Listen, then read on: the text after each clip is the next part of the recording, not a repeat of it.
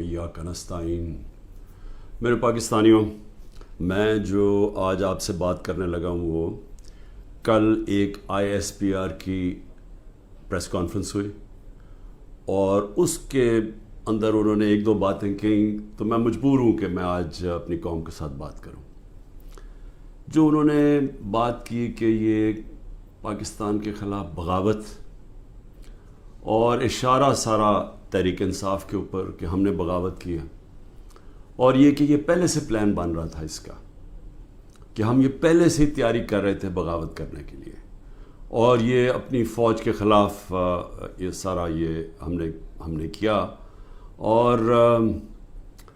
और जिस तरह की वो बात की गई, मुझे एक बड़ी तकलीफ़ हुई उसकी।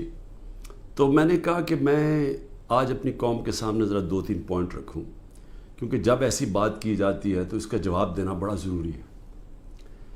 देखिए, अब ये मौक़िफ़ आ गया ISPR का और पाकिस्तान की इस्टेब्लिशमेंट का कि तहरीक इंसाफ ने बगावत की।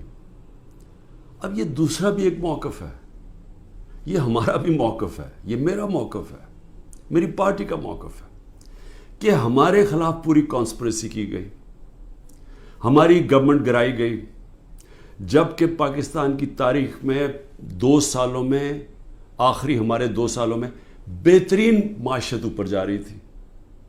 आप अगर इकोनॉमिक इंडिकेटर्स देख लें और पाकिस्तान इकोनॉमिक सर्वे पढ़ लें, तो वो इनकी हुकूमत का भी पढ़ लें जो इनके दौर में शाया हुआ है, तो आपको ये पता चलेगा कि 17 साल के बाद बेहतरीन इकोनॉमिक परफॉर्मेंस थी। और 17 साल पहले इसलिए थी कि अमेरिकी डॉलर्स आ रहे थे, हम अमेरिका की वॉर ऑन टेरर लड़ रहे थे। ये अमेरिकी डॉलर्स आने के बावजूद ये इकॉनमी बढ़ रही थी, इंडस्ट्री बढ़ रही थी, रिकॉर्ड ग्रोथ हो रही थी। और इसके बावजूद कि 2 साल कोरोना में सारी दुनिया में एक बहुत बड़ा जवाल आया हुआ था, उसके बावजूद अल्लाह का करम कि हमने अपनी मायशत को भी बचाया, हमने अपने लोगों को भी बचाया। दुनिया ने एक्नॉलेज किया कि पाकिस्तान ने जो कदम उठाए कोविड-19 में, वो दुनिया में मिसाल थे। एक अमेरिकी इकोनॉमिस्ट जो काम करता था डोनाल्ड ट्रंप में, उसने कहा कि अगर अमेरिका पाकिस्तान की मिसाल ले लेता तो कितने 10 खरब डॉलर बचा सकता था। तो उस गवर्नमेंट को गिराया गया एक साजिश के तहत। तो ये हम कह रहे हैं कि मुल्क से गद्दारी हुई। उसके बाद 25 मई को हमारे साथ जो हुआ, किसी पॉलिटिकल पार्टी से ऐसा नहीं हुआ कि वो लॉन्ग मार्च कर रही है और 2-2 दिन पहले घरों में घुस के उठाए जा रहे हैं लोग। कितने हज़ार घरों में पुलिस घुसी रात के सुबह के 3 बजे। ये पहली दफ़ा किसी पार्टी से ऐसे हुआ। 3 लॉन्ग मार्चेस मेरे ख़िलाफ़ हुई, बताएं एक भी FIR कटी, एक दफ़ा हमने किसी को रोका, किसी के ऊपर टेयर गैसिंग हुई, और हमारे ऊपर पूरा एक अटैक आया, हमारे बुनियादी हकूक़ फंडामेंटल राइट्स की वायलेशंस हुई और हमारे ऊपर ही पर्चे काट गए। मैंने तब 25-26 की सुबह को अपने धरना कॉल ऑफ किया, क्योंकि मुझे पता था इंतशार की तरफ जा रहा है। जो पार्टी इलेक्शन चाहती है वो इंतशार तो नहीं चाहती। तो उसके बाद हमारे ऊपर ये नहीं हुआ कि सस्तियाँ कम हुई। जब हम 30 बाई इलेक्शंस जीत गए 37 में से, बावजूद इसके कि पूरी इस्टेब्लिशमेंट की सपोर्ट थी ये 12 जमातों की, मेरे ऊपर कातलाना हमला हुआ, मुझे कत्ल करने की कोशिश की गई। मैं अपनी FIR नहीं कटवा सका, ये भी साजिश थी, क्योंकि वो ताकतवर लोग बैठे हुए थे, मैं कुछ नहीं कर सका। फिर जो JIT बनी पंजाब की हमारी गवर्नमेंट थी, उसने जो चीज़ें सामने लेके आई, जब वो चीज़ें सामने आ रही थी कि 3 शूटर थे एक की बजाय, वो JIT को सैबोटाज किया ताकतवर लोगों ने। साजिश थी, क्यों नहीं उन JIT को चलने दिया। उसके बाद हमारे ऊपर, मेरे घर पे हमला होता है। हम अश्योरिटी बॉन्ड जब दे रहा था मैं कि जनाब मैं वहाँ 18 मार्च को इस्लामाबाद के जुडिशल कॉम्प्लेक्स में जाऊँगा, कोई कानूनी जवाज़ नहीं था मेरे घर पे। 24 घंटे हमला किया, और वो श्योरिटी बॉन्ड भी ना ले पुलिस, क्योंकि उन्होंने मुझे अगवा करना था यहाँ से। यहाँ लोगों को ज़ख्मी हुए, सारा दिन घर अंदर बैठ ना सके, 24 घंटे टेयर गैस घरों कमरों के अंदर। कभी किसी लीडर से ऐसे नहीं हुआ। 18 مارچ کو پھر میرے اوپر ایک قاتلانہ حملہ ہوتا ہے. اللہ کا کرم ہے کہ میں بچ جاتا ہوں. سارا وہاں اوپر ISI نے اس کو ٹیک اوور کیا ہوا تھا, جو جوڈیشل کمپلیکس ہے. CCTV کیمرہ انہوں نے بند کر دیے. پوری تیاری تھی کہ عمران خان کو قتل کرنا تھا وہاں. وہ اللہ نے ایسا کرم کیا کہ وقت میں ہم باہر نکلے, اگر اندر چلے جاتے تو دروازہ بند ہو جاتا تو ختم تھا. وہاں بچا میں. اس کے بعد اگلے دن یہاں, 2 دن کے بعد, 3 دن کے بعد ادھر ایک اور مرتضیٰ بھٹو ٹائپ قتل کرنا تھا. وہ مجھے پہلے پتہ چل گیا, میں نے ٹی وی پہ چلا گیا, وہ رک گئی بات. تو سازش تو کیا ہو رہی تھی؟ سازش یہ ہو رہی تھی کہ ایک پارٹی جو جیتنے جا رہی تھی الیکشن, اس کو پارٹی کو ختم کرنے کے لیے لیڈر کو ختم کرنا تھا. اور پلان تب سے ہی بنا ہوا تھا. کیسز شروع ہو گئے تھے مہینوں کے اندر. جیسے 70 سال میں ایک آدمی کے اوپر ایک کرمنل کیس نہیں ہوتا, چند مہینے میں آج 170 سے زیادہ کیس ہو چکے ہیں. یہ یعنی کون سا انصاف کا تقاضا ہے کہ ہر قسم کا, جو ہر دوسرے دن کوئی نیا کیس ہو جاتا ہے. سارا میرا وقت ایک عدالت سے دوسری عدالت میں لگتا ہے. تو یہ کون سا, یہ ملک کی بہتری کے لیے ہو رہا ہے کہ ایک پارٹی, سب سے بڑی پارٹی کو باہر رکھنا؟ اس سے بڑی سازش کیا ہے؟ جمہوریت, سب سے بڑی پارٹی کو ختم کرنے کا مطلب جمہوریت ختم کرنا, اور جمہوریت ختم کرنے کا مطلب آزادی ختم کرنا ہے. تو یہ کیا ملک کے خلاف سازش نہیں ہے؟ اور پھر جو 9 مئی کو ہوا, اب ISPR صاحب کہہ رہے ہیں کہ جناب 9 مئی کو جو ہوا ہے وہ ایک بڑی سازش چلتی آ رہی تھی, تو وہ سازش سامنے آئی, بغاوت. مجھے یہ بتائیں کہ میں جب یہاں سے, مجھے پتا تھا پکڑنا انہوں نے مجھے 9 مئی کو, میں اس سے پہلے ویڈیو ریکارڈ کر کے گیا کہ اگر مجھے پکڑنا ہے مجھے وارنٹ دے دیں اور میں آرام سے اپنے آپ کو آپ کے حوالے کر دوں گا. کوئی ضرورت نہیں ہے کہ یہ جو میرے گھر کے باہر ہوا کہ پولیس, 1000 پولیس اور رینجرز اٹیک کر رہے ہیں. سب کے سامنے جو ہوا کہ رینجرز بھی نہیں بلکہ وہ کمانڈوز تھے, انہوں نے اٹیک کیا, شیشے توڑے. عملہ جو بیٹھا ہوا تھا رجسٹری آفس کا اسلام آباد ہائٹ کو, اس کو مارا, وکیلوں کو مارا, مجھے لگا ڈنڈا, مجھے اس طرح لے کے گئے جس طرح کوئی دہشت گرد ہے, غیر قانونی طور پہ مجھے پکڑا. کیا یہ بھی سازش کا حصہ تھا؟ کیونکہ اس کی وجہ سے اشتعال آنا تھا لوگوں کو, اور ہمارا موقف یہ ہے کہ اس کو استعمال کر کے ایک پورا کریک ڈاؤن کیا گیا جو پہلے سے پلان تھا. ہو ہی نہیں سکتا کہ 2 دنوں کے اندر آپ 10,000 لوگوں کو جیلوں میں ڈال دیں پکڑ کے, جب سے پہلے سے پلان نہیں بنا ہوا تھا. اور اس کے بعد جو بھی چیزیں ہو رہی ہیں کہ جو PTI کا ہے اس کو پکڑ لیتے ہیں, جیلوں میں ڈال دیتے ہیں, بری طرح رکھا جا رہا ہے, تشدد کیا جا رہا ہے, کسٹوڈیل ٹارچر کی جا رہی ہے, اور جو ہاتھ کھڑا کر کے کہتا ہے جی میں تحریک انصاف چھوڑ رہا ہوں, سب کچھ معاف. تو میرا اب سوال یہ ہے کہ ISPR کا یہ موقف ہے کہ فوج کے خلاف بغاوت ہے. ہمارا یہ موقف ہے کہ یہ ہمارے خلاف پوری سازش ہوئی پارٹی کو ختم کرنے کی, تاکہ وہ الیکشن نہ لڑ سکے اور عمران خان کو الیکشن سے باہر کیا جائے. یہ 170 کیسز اس لیے ہیں کہ کسی طرح ڈسکوالیفائی کرو یا جیل میں ڈالو. اور یہ ملٹری کورٹس بھی میری نظر میں اس لیے ہیں کیونکہ سول کورٹس کے اندر یہ جو سارے کیسز ہیں یہ کبھی چل سکتے ہی نہیں ہیں, کیونکہ بوگس کیسز ہیں. تو اس لیے ملٹری کورٹس بنائے جا رہے ہیں تاکہ اس میں عمران خان کو سزا دی جائے, تاکہ وہ الیکشن سے باہر ہو جائے. تو میں آج اپنی ملٹری اسٹیبلشمنٹ کو کہنا چاہتا ہوں کہ دیکھیں, انصاف کا تقاضا تو یہ ہے کہ ISPR نے تو فیصلہ کر کے ہمیں دے دیا, اور جو بھی بیان آتے ہیں اسٹیبلشمنٹ سے اس سے واضح ہوتا ہے کہ ہم ہی بغاوت کر رہے ہیں, PTI اور عمران خان. آپ نے تو اپنا مائنڈ دے دیا ہے. تو اب سوال یہ ہے کہ آپ ملٹری کورٹس میں اب کیسے فیصلہ کر سکتے ہیں, کیونکہ جج, جوری اور ایکسیکیوشن تو اب بن ہی نہیں سکتے. وہ تو انصاف ہوتا ہی نہیں ہے. انصاف تو وہ ہوتا ہے کہ میرا موقف ہے اور ایک اسٹیبلشمنٹ کا موقف ہے, بیچ میں تو کوئی جج بیٹھ کے فیصلہ کرتا ہے نا کہ کون ٹھیک کہہ رہا ہے. مجھے موقع دیا جائے, میں انشاءاللہ ثابت کروں گا. میرے پاس تو اب آہستہ آہستہ ثبوت آیا نا کہ یہ پورا پلان کر کے 9 مئی کو انتشار کیا گیا ہے.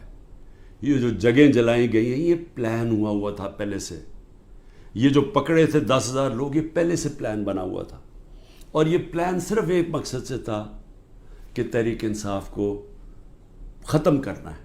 یعنی جو کاٹا ڈالا ہوا تھا، جو بار بار مجھے ہمیں اسٹیبلشمنٹ بتاتی تھی، جو میرے ابھی بھی لوگوں کو ملتی ہے، تو ہمارے جو سارے لوگوں کو ملتی ہے ان کو ایک ہی کہ جی عمران خان کے اوپر کاٹا ڈل گیا ہے، آپ کسی اور پارٹی میں چلے جائیں، پی ٹی آئی کا کوئی مستقبل نہیں ہے.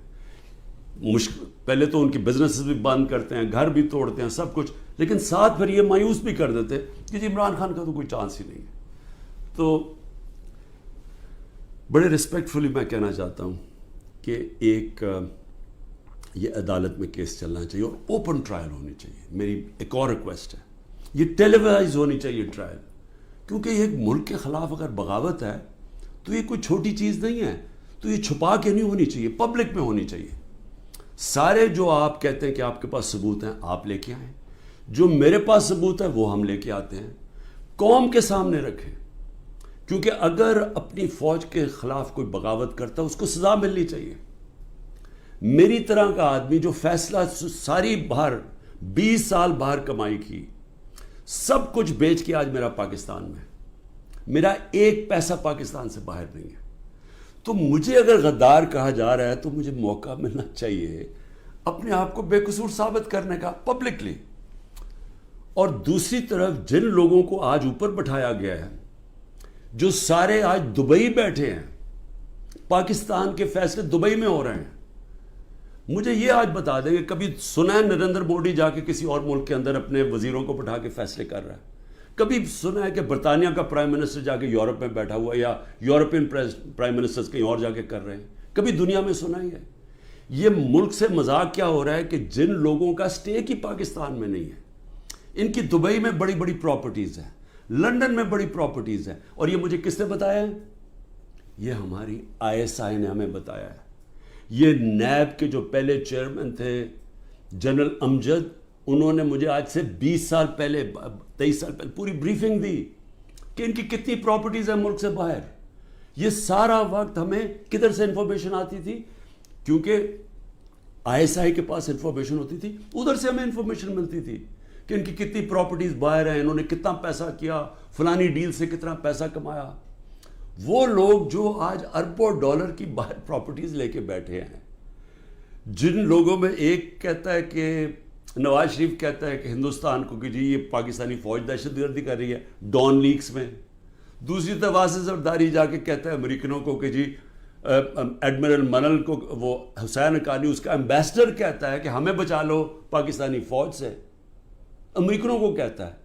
وہ ٹھیک ہیں جن کے اربوں ڈالر باہر پڑے ہیں اور جو آج سارے مل کے، یعنی پاکستان میں انہیں کوئی جگہ نہیں ملی میٹنگ کے لیے، وہ باہر بیٹھے ہوئے سارے. اور عمران خان جو سب کچھ اپنا چھوڑ کے بیچ کے آج پاکستان ہے، وہ غدار بن گئے. مجھے یہ بتائیں، میں پرائم منسٹر 3.5 سال تھا، مجھے ایک بتائیں میں نے نجی دورہ کیا ہو، پرائیویٹ وزٹ کی ہو. میرے بچے انگلینڈ میں تھے، 2 دفعہ مجھے برطانیہ کے پرائم منسٹر نے آفر کی کہ لنڈن آؤ. میں کیوں نہیں گیا؟ کیونکہ میں جب کوئی باہر کا دورہ کرتا تھا پہلے میں دیکھتا تھا میرے ملک کو اس کا کیا فائدہ ہے. کیونکہ جب ایک پرائم منسٹر باہر دورہ کرتا ہے، پاکستان کے ڈالر خرچ ہوتے ہیں، ہمارا پیسہ خرچ ہوتا ہے، ہمارا مقروض ملک ہے. میں تو اپنے بچے تک نہیں گیا. نواز شریف 22 دفعہ نجی دورے کیے اس نے لنڈن کے جب وہ پرائم منسٹر تھا. آصف زرداری 50 دفعہ دبئی گیا جب وہ پریزیڈنٹ تھا، اور ملکوں کے علاوہ. تو آج مجھے تکلیف یہ ہے کہ یہ جو لوگ اوپر مسلط کیے ہیں، جو دبئی بیٹھ کے پاکستان کے فیصلے کر رہے ہیں، یہ محب وطن ہیں، اور میں اور میری جماعت ان کو غدار کہا جا رہا ہے. اس لیے اس کی اوپن ٹرائل کریں. یہ بیٹھے اس کو ٹی وی کے اوپر یہ ٹرائل آئے، مجھے موقع ملے بتانے کا قوم کو کہ ہمارے سے ہوا کیا کیا ہے، میرے سے کس طرح غداری کی گئی ہے، کس طرح میرے سے جھوٹ بولے گئے ہیں، کس طرح کمر میں چاقو مارا گیا ہے، اور آج پاکستان کو گھٹنے پہ پہنچا دیا ہے. آج ہم معاشی طور پہ بھی اس جگہ پہ پہنچ گئے ہیں کہ نریندر مودی کہتا ہے کہ اس کو پاکستان کو چھوڑ دو، یہ اپنے بوجھ میں ہی کر رہا ہے. آج یہ سٹیٹمنٹ آئی ہے، 14 مہینے پہلے اس طرح کی کسی کوئی سٹیٹمنٹ آئی تھی؟ ذرا صرف دیکھ لیں کہ پاکستان کا وقار کدھر تھا اور آج کدھر ہے پاکستان. جتنی انہوں نے خدمت کی امریکہ کی. یہ فورن منسٹر نے اچھی اچھی انگریزی بول کے اور پتہ نہیں اربوں روپے کے دورے کر کے, اور اوپر سے شہباز شریف سارا وقت دورے کر رہا ہے باہر. جو جوائنٹ سٹیٹمنٹ آئی امریکہ کی اور ہندوستان کی نریندر مودی کے دورے پہ, ہمیں ہماری خطرے کی گھنٹی بجنی چاہیے. کبھی بائی لیٹرل میٹنگ میں وہ تیسرے ملک کو برا بھلا نہیں کہتے. انہوں نے نام لے کے کہا کہ پاکستانی دہشت گردی کر رہا ہے. مطلب یہ کہ کشمیر کی جو ساری وہ جو بیچاروں اتنی دیر سے اپنی آزادی کی جنگ لڑ رہے ہیں, وہ پاکستان دہشت گردی کر کے لڑ رہا ہے, وہ آزادی کی جنگ نہیں ہے. یہ اتنا برا ہمارے اوپر انہوں نے, جو اب میں کیا کہوں کہ جس طرح کا انہوں نے پاکستان کے اوپر تماچا مارا ہے, اور یہاں سے کوئی جواب نہیں آئے گا کیونکہ ان کے پیسے باہر پڑے ہیں اور ان کو پتہ ہے ان کے پیسے باہر پڑے ہیں, یہ کبھی نہیں بولیں گے. لیکن مجھے اس سے زیادہ خطرہ ہے, اور میں اس لیے بھی اپنی اسٹیبلشمنٹ کو پیغام دینا چاہتا ہوں کہ دیکھیں, میں ایک تاریخ کا طالب علم ہوں.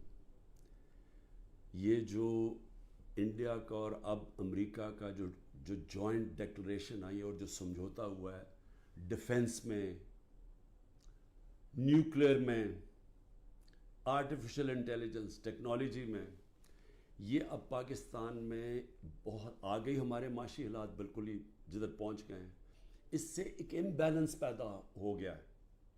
آج ہندوستان جس طرح نریندر مودی نے تکبر میں باتیں کی ہیں, آج وہ ہمارے سے اپنے آپ کو بہت طاقتور اب سمجھتے ہیں.